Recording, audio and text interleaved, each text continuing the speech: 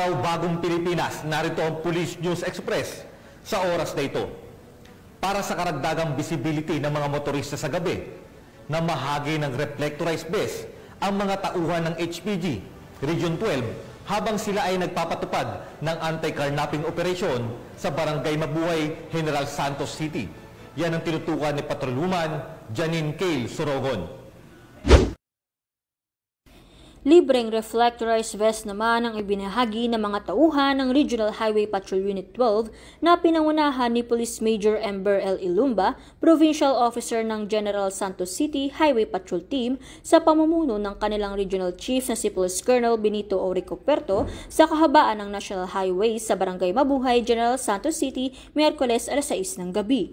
Lubos naman ang pasasalamat ng mga motorista at baka sa kanilang mukha ang tuwa sa natanggap nilang reflectorized vest na siyang magagamit nila sa kanilang pagbumotor para mas madali sila makita ng kapwa nating motorista sa kalsada habang nagmamaneho ang mga ito.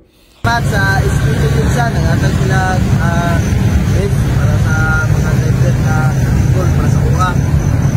Ito, salamat kayo. Thank you so much po sa complete na vest. Thank you kayo ma'am, sir, sa paghatag ng vest. Thank you. Ang inisyatibong ito ay pagpapakita ng malaking malasakit at pagmamahal sa ating mga kababayan at daan din upang makita na ang mga kapulisan ay kakampi na inyong malalapitan at handang tumulong sa lahat ng oras.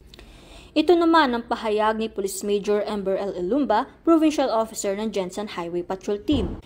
Ang pagsusuot ng reflectorized vest ay makakatulong upang maiwasan ang posibilidad na aksidente sa daan at mas madaling makita ang kapwa motorista o siklista. Kami, ang Guardian of the Highways, ang kampi nyo sa kalsada na patuloy na magbibigay ng serbisyong HPG. Dahil dito sa bagong Pilipinas, ang gusto ng pulis, ligtas ka. At para sa iba pang balitang dala ng serbisyong HPG, tumutok lamang sa aming YouTube channel at Facebook page na Police News Network. Mula sa tanggapan ng kampi nyo sa kalsada at sa pamumuno ng aming butihing direktor, Police Brigadier General J.R. Comigan. Ako ang inyong PNN correspondent, Patrolwoman Janine Cale Sorogon, alagad ng batas, tagataguyod ng balitang pulis. Maraming salamat, Patrolwoman Sorogon.